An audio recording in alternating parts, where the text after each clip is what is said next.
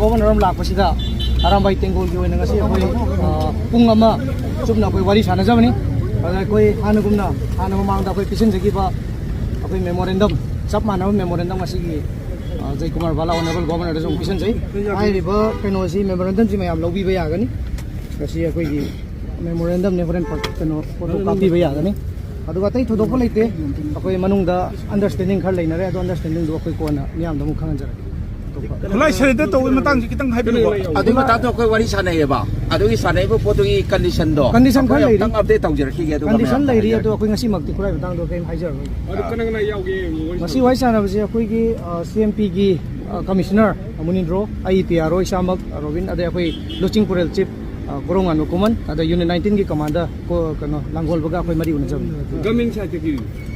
केदोबा government side याउगे government side थोदोप नासु याउदे अदु governor कई थाजब के ताइबिउबा गवर्नर की थाजबसी फुल पीस लानी हाबगी अदुगुंबा थाजब पिरी अदुमाइ तौरगा अखोइदसु माना रिक्वेस्ट तौरीसी करी हाइतारे पीस एंड नॉर्मलसी लाखनबा अखोइ मयामना मतेंग पांगबिउ अन हौजिकी खुलाई नुंगलाइ मयाम पिखनबा कोनबसिगी सिचुएशन जी लोयर मतुंगदा हाईवे अखोइ लेरिबा हाईवे निमक लोय हांगदोगा अखोइ लोयनमक चंगना थोंगनबा याबा अदो हानगी हानगुम नॉर्मलसी लेबा स्टेट अमा याम इंग तप लेबा अमा दुंबा लेबा अमा ओइनबा माना अथु मतुन कोनरनी हाबदो मथं खुलाई थादोकपसिदा कनो सोल्यूशन पुरकपा ngमगनीना आरामबाई टिंगोल थाजबी ब्राप ताइबिउबा अदु अखोइ कोना मतंग साब हाइजरगे ngसी मक हाइजर थैंक यू मतिंग चाम तक मिस्टम